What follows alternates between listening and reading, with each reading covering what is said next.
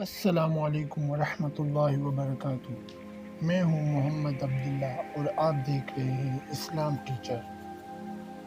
آج ہم آپ کو سنائیں گے حضرت نوح علیہ السلام کا قصہ۔ تو اس سے پہلے آپ سب لوگوں سے گزارش ہے کہ ہمارے اس اسلامی چینل کو لائک، سبسکرائب اور شیئر کیجیے، اور اس اسلامی چینل کو ضرور سبسکرائب کیجیے۔ اس سبسکرائب سے ہمیں سپورٹ اور آپ لوگوں کو ثواب بھی ملے گا۔ اسلامی چینل کو سبسکرائب کرنا بھی ایک ثواب ہے۔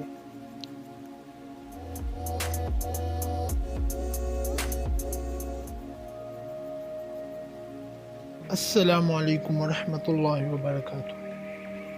جب سے دنیا قائم ہوئی، حضرت آدم علیہ السلام کی نسل بڑھتی اور پھیلتی گئی۔ انسان دو حصوں میں تقسیم ہو گیا، کسی نے نیکی کی راہ اختیار کی تو کسی نے بدی کا راستہ اپنایا۔ جس نے نیکی کی راہ اختیار کی وہ صراط مستقیم پر رہا، جس نے بدی کا راستہ اختیار کیا وہ اللہ کے غضب میں آ گیا۔ صراط مستقیم پر چلنے والوں کی تعداد ہمیشہ کم رہی، گمراہ انسانوں کی تعداد زیادہ رہی۔ ان گمراہ لوگوں کو راہ راست پر لانے کے لیے اللہ کے نبی آتے رہے۔ حضرت آدم علیہ السلام کے زمانے کے بڑے عرصے بعد اللہ نے حضرت نوح علیہ السلام کو بھیجا۔ آپ پر 10 صحیفے نازل ہوئے تھے۔ حضرت نوح علیہ السلام اللہ کے نبی تھے، آپ کو آدم ثانی بھی کہتے ہیں۔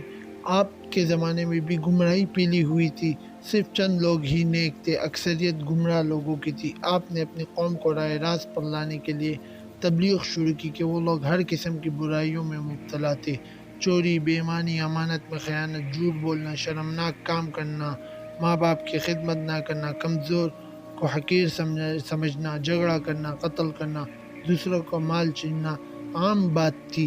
امراء اور سرداروں کا طبقہ غریبوں کو پریشان کرتا تھا۔ اس کے علاوہ وہ لوگ بتوں کی پوجا کرتے تھے، بتوں کو خدا کا درجہ دے رکھا تھا۔ ان کا خیال تھا کہ اگر بت کی پوجا نہ کی جائے تو بت ناراض ہو جاتے ہیں۔ ان کے نزدیک جو بت کی پوجا نہیں کرتا وہ جاہل اور احمق تھا۔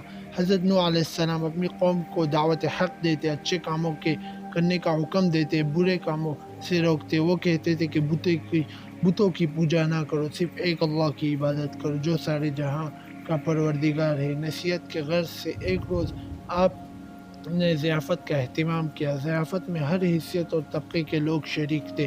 آنے والے مہمانوں میں غریب بھی تھے، امیر اور سردار بھی تھے۔ صاحب حیثیت اور سردار غریبوں کے ساتھ اٹھنا بیٹھنا پسند نہیں کرتے تھے، انہیں حقارت سے دیکھتے تھے، نفرت کرتے تھے۔ لیکن حضرت نوح علیہ السلام سب کو یکجا کر دیا۔ لوگوں نے ضیافت اہتمام کا سبب دریافت کیا تو آپ نے فرمایا، بھائیو، ہماری قوم کے لوگوں میں بگاڑ پیدا ہو گیا ہے۔ سب سے بڑی خرابی یہ ہے کہ طاقتور طبقہ کمزور پر حاوی ہوتا جا رہا ہے۔ جو کمزور ہے وہ بھی ہمارے بھائی ہے۔ تم غریبوں کے ساتھ اٹھنا بیٹھنا پسند نہیں کرتے ہو، تم ان سے نفرت کرتے ہو۔ ان میں سے جو بھوکا ہوتا ہے تم کھانا نہیں کھلاتے ہو، اگر کوئی پیاسا تم سے پانی مانگتا ہے تو تم پانی نہیں پلاتے ہو، تم اپنے ماں باپ کی خدمت نہیں کرتے ہو، دوسروں کا مال ناجائز طور پر کھاتے ہو، دوسرے کی ملکیت پر قبضہ کرتے ہو۔ یہ تمام شیطانی کام ہے۔ اس کے علاوہ تم اپنے ہاتھ کا بنائے ہوئے بتوں کی پوجا کرتے ہو۔ یہ کہاں کی عقل مندی ہے؟ میں تمہیں ایک بڑی عذاب کی خبر دینے آیا ہوں۔ مہمانوں میں سے ایک شخص نے کہا، عجیب شخص ہے، ہمیں کہنے چلا ہے کہ ہم اپنے معبودوں کو چھوڑ دیں، عبادت نہ کریں۔ حضرت نوح علیہ السلام بولے، میں یہ نہیں کہتا کہ عبادت چھوڑ دو، عبادت کرو صرف اس ہستی کی جس نے ساری دنیا پیدا کی، جو مارتا ہے اور جلاتا ہے۔ ایک نے کہا، ہم اپنی معبودوں کے خلاف باتیں سننے کے لیے نہیں آئے، ہم تو وہ کرتے ہیں جو ہمارے باپ دادا کیا کرتے تھے۔ آخر میں لوگ مجلس سے اٹھ کر جانے لگے۔ ایک مرتبہ حضرت نوح علیہ السلام ایک راستے سے گزر رہے تھے کہ ایک بوڑھا نظر آیا۔ وہ بہت لاغر تھا، چلنے کی تاب نہیں تھی۔ حضرت نوح علیہ السلام نے دریافت کیا کہ تم اس حال میں راستے میں کیوں پڑے ہو؟ کیا تمہارا کوئی گھر نہیں؟ بوڑھے نے جواب دیا کہ میرے 7 بیٹے ہیں، انہوں نے بڑھاپے کے سبب مجھے گھر سے نکال دیا ہے، میرے پاس کھانے کے لیے بھی کچھ نہیں ہے۔ حضرت نوح علیہ السلام اسے اپنے گھر لے گئے اور کہا کہ تم اس گھر میں رہو، میں تمہیں کھانا دیا کروں گا۔ آپ نے دعا کی تو ایک اجنبی شخص گھر میں داخل ہوا۔ اس کے ہاتھ میں ایک خوان تھا جس میں ہر قسم کے کھانے تھے۔ اس نے فرمایا، حضرت یہ کھانا میں آپ کے مہمان کے لیے لایا ہوں، اسے کھلا دیں۔ اس نے کہا کہ اللہ کبھی کسی کو بھوکا نہیں سلاتا ہے۔ وہ بوڑھا حضرت نوح علیہ السلام پر ایمان لے آیا۔ ایک روز ہدایت کی غرض سے نکلے اور ایک بلند مقام پر کھڑے ہو گئے اور بولے، لوگوں، میں نیکی کی طرف بلا رہا ہوں۔ اللہ نے مجھے نبی بنا کر بھیجا ہے تاکہ میں تم لوگوں کو ہدایت کروں۔ میرا کہا مان لو، فائدے میں رہو گے۔ تم لوگ ماں باپ کی خدمت کیا کرو، ضرورت مندوں کی ضرورت پوری کرو، یتیموں اور بیوہ اور محتاجوں کی مدد کرو، بیماروں کی عیادت کرو، کمزوروں اور طاقتور کا محتاج ہے، کمزور ہر طاقتور کا محتاج ہے۔ بات ہی بات پر لوگوں کو قتل نہ کرو، یہ کام خدا کو پسند نہیں۔ اگر تم سب اللہ کے احکام پر عمل کرو تو وہ تمہارے لیے کثرت سے بارش بھیجے گا، مال و اولاد میں ترقی دے گا۔ حضرت نوح علیہ السلام ہر ایک شخص کے پاس جا کر ہدایت کرتے، کبھی کبھی اجتماع سے بھی خطاب کرتے۔ ایک مرتبہ ایسا بھی ہوا کہ حضرت نوح علیہ السلام ایک راستے سے گزر رہے تھے تو کچھ لوگوں نے آپ کا راستہ روک لیا اور مارنے کے در پہ ہو گئے۔ کچھ لوگوں نے پتھر بھی برسائے۔ ایک شخص نے آگے آ کر لوگوں کو سے کہا کہ تم اسے کیوں مارتے ہو؟ اس نے تمہارا کیا نقصان کیا ہے؟ تو لوگوں نے کہا، یہ ہماری بتوں کے خلاف باتیں کرتا ہے جبکہ ہم عبادت کرتے ہیں۔ ایک اور شخص نے کہا کہ یہ کہتا ہے کہ میں نبی ہوں، اللہ نے مجھے نبی بنا کر بھیجا ہے۔ یہ تو ہم جیسا انسان ہے، یہ کھاتا پیتا کام کرتا ہے، اس کے پاس دولت بھی نہیں ہے۔ خدا کو اگر نبی بنانا ہوتا تو کسی سردار امیر آدمی کو نبی بناتا۔ حضرت نوح علیہ السلام نے جواب دیا، میرے رسول ہونے کا سب سے بڑا ثبوت یہ ہے کہ میں تمہارے ہی معاشرے کا فرد ہوں، لیکن اس کے باوجود میں تمہاری طرح بے جان بتوں کی پوجا نہیں کرتا۔ دوسرا ثبوت یہ ہے کہ میں تم لوگوں کو نصیحت کر رہا ہوں، لیکن اس کا کوئی معاوضہ تم سے طلب نہیں کرتا۔ میرا اجر تو اللہ کے ذمہ ہے۔ میں تو یہ کہتا ہوں کہ کسی پر ظلم نہ کرو۔ میں تو تم سب کو نیکی اور بلائی کی طرف بلا رہا ہوں، میں تمہارا خیر خواہ ہوں۔ ان میں سے ایک نے کہا، نوح علیہ السلام بادشاہ یا سردار بننا چاہتا ہے تاکہ اس کی عزت ہو۔ حضرت نوح علیہ السلام نے فرمایا، تمہاری عقلوں کو کیا ہو گیا ہے کہ پتھروں کی پوجا کر رہے ہو؟ ایک قوم، اللہ کی عبادت کرو، وہی عبادت کے لائق ہے۔ اللہ کے سوا کوئی معبود نہیں۔ جب تم اللہ پر ایمان لاؤ گے تو تم برائی سے دور رہو گے۔ نہ میں بادشاہ بننا چاہتا ہوں نہ سردار، میں تو صرف نیکی کی طرف بلا رہا ہوں۔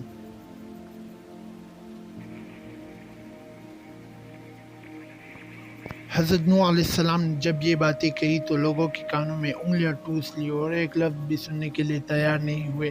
ایک موقع پر حضرت نوح علیہ السلام اپنی قوم سے فرمائے کہ اے نادانو، یہ کیوں نہیں سمجھتے ہو یہ دنیا تو ایک آزمائش کی جگہ ہے، تمہارے سامنے اچھائی اور برائی دونوں ہے۔ اے قوم، تم کو آنے والے دن سے ڈراتا ہوں، اس دن کو کوئی کسی کے کام نہیں آئے گا۔ دیکھو، جو غریب ہے وہ مجھ پر ایمان لائے ہے، لیکن تمہیں دولت کا غرور ہے۔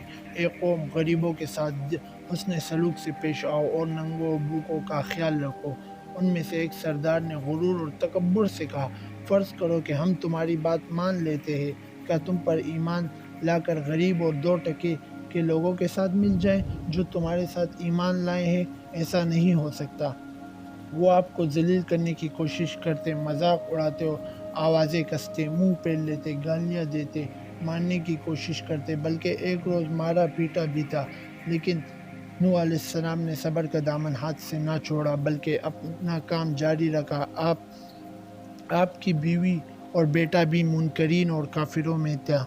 حضرت نوح علیہ السلام نے دعا کی، اے رب میرے پروردگار، میں نے اپنی قوم کو رات دن سمجھایا، حق کی طرف بلایا، میرے بلانے پر وہ زیادہ بھاگتے رہے۔ میں نے اعلانیہ اور خفیہ سمجھایا تو انہوں نے کانوں میں انگلیاں ٹوس لی۔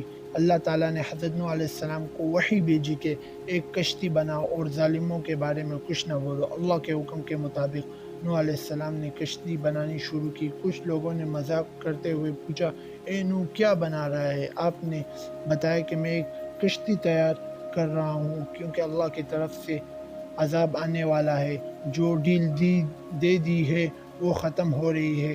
جب وقت آئے گا ہر طرف پانی ہی پانی نظر آئے گا، وہی بچے گا جو اس کشتی میں سوار ہو جائے۔ ہوگا۔ جو بت پرستی سے توبہ کرے گا، گناہوں سے معافی مانگے گا، اسی کو اس کشتی میں جگہ ملے گی۔ لوگ بولے، اے نوح، یہ زمین تو خشک ہے، ایسے آثار بھی نہیں ہے کہ اتنا پانی آ جائے کہ کشتی تیرنے لگے۔ نوح علیہ السلام اس قسم کی باتوں سے بالکل مایوس ہو چکے اور اصلاح کی کوئی امید ہی نظر نہیں آ رہی تھی۔ جب کشتی بن کے تیار ہو گئی تو لوگ کشتی میں غلاظت پھینک دیتے تھے۔ کشتی میں کوئی ایسی جگہ نہ تھی جہاں غلاظت نہ ہو۔ کافر غلاظت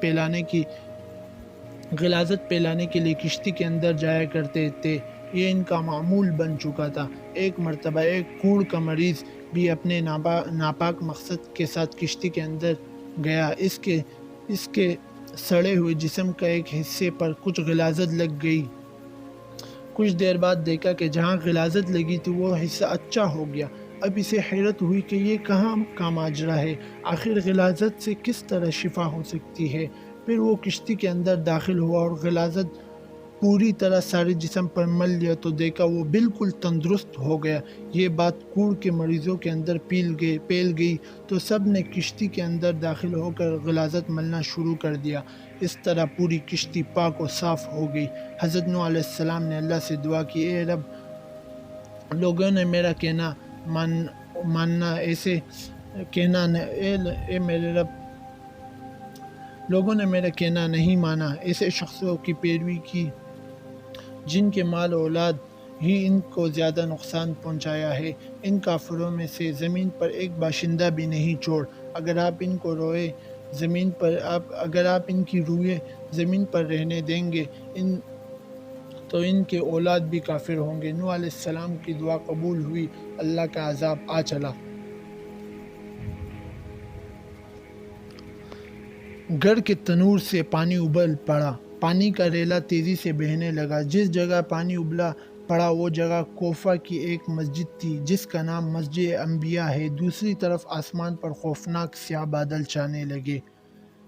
حضرت نوح علیہ السلام نے دیکھا کہ زمین سے چشمے پھوٹ رہے ہیں۔ حضرت نوح علیہ السلام نے کہا کہ یہ عذاب کی علامت ہے۔ کافر کہنے لگے کہ طوفان تو آتے رہتے ہیں، بارشیں تو ہوتی رہتی ہے، یہ تو کوئی نئی بات نہیں ہے، کچھ دیر بعد موسم بدل جائے گا۔ دیکھتے ہی دیکھتے ہوا کا تیز جھونکا آیا جس سے ہر چیز ہل گئی، پھر پانی برنا شروع ہوا۔ بارش میں اتنی شدت تھی جیسے کہ آسمان نے اپنے تمام دروازے کھول دیے ہو۔ حضرت نوح علیہ السلام نے ایمان والوں سے کہا کہ کشتی میں سوار ہو جاؤ۔ اللہ نے فرمایا کہ ہر قسم کے جانوروں کا جوڑا بھی کشتی میں سوار کرا لو۔ حضرت نوح علیہ السلام نے اللہ کے حکم کی تعمیل کی، ہر جانور کا جوڑا سوار کرا لیا۔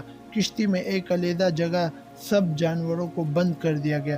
طوفان چلنے لگا، بارش سے ندی نالے اور زمین پر پانی بھر گیا، پھر زمین کے ہر حصے میں پانی بہنے لگا۔ اب حضرت نوح علیہ السلام کے جہاز تیرنے لگا، پانی اونچا ہو رہا تھا۔ حضرت نوح علیہ السلام کی نظر جب بیٹے پر پڑی تو آواز لگانے لگے، بیٹا اب اس کشتی میں سوار ہو جاؤ، تمہاری جان بچ جائے گی، اب کافروں کا ساتھ چھوڑ دو۔ تو بیٹے نے جواب دیا کہ میں پہاڑ کی اونچی چوٹی پر چڑھ جاؤں گا، پانی وہاں تک نہیں پہنچے گا۔ تب حضرت نوح علیہ السلام نے اللہ سے اپنے بیٹے کے بارے میں سفارش کی کہ میرا بیٹا ڈوب رہا ہے، یہ تو میرے خاندان کا ہے، تیرا وعدہ سچا ہے۔ اللہ نے فرمایا کہ تیرے خاندان والوں میں سے نہیں ہے وہ، تیرے گھر والے تو وہ ہے جو تجھ پر ایمان لائے ہیں۔ روایات کے مطابق بارش مسلسل 40 دن تک ہوتی رہی، جو کچھ زمین پر تھا سب ڈوب گیا، کافروں کا کام تمام ہوا۔ جو لوگ حضرت نوح علیہ السلام پر ایمان لائے تھے وہ کشتی میں سوار ہو کر بچ گئے۔ کشتی کوہ جودی پر جا کر ٹھہری جسے ارارات بھی کہتے ہیں۔ کشتی میں سب سوار تھے۔ اسی دوران حضرت نوح علیہ السلام کو ایک فاختہ نظر آئی، اس کی چونچ میں زیتون کا پتا تھا، یہ امن و سکون کی علامت تھی، یعنی پانی اتر چکا تھا۔ کوہ جودی یا ارارات مشرقی ترکی میں ہے، یہ 16,900 فٹ بلند ہے جو برف سے ڈھکی رہتی ہے۔ روس کے سرحد بھی اس سے ملتے ہیں۔ اس پہاڑ کو ناقابل تسخیر خیال کیا جاتا تھا، لیکن 1929 میں جرمن ماہر طبیعیات جون جیکب نے 2 ناکام کوششوں کے بعد اسے سر کر لیا۔ کچھ عرصے پہلے ہزاروں سال کی جمی ہوئی برف کا توڑا گرنے سے کشتی نوح کا ایک حصہ برف سے نکلا۔ کئی ہوابازوں نے اس کی تصویریں لی۔ عیسائیوں اور یہودیوں کی الہامی کتب میں ارارات کا ذکر طوفان نوح کے حوالے سے آیا ہے۔ بائبل میں لکھا ہے کہ 7ویں مہینے کے 17ویں دن کشتی نوح ارارات نامی پہاڑ پر آ لگی۔ یہ تھا حضرت نوح علیہ السلام کا قصہ۔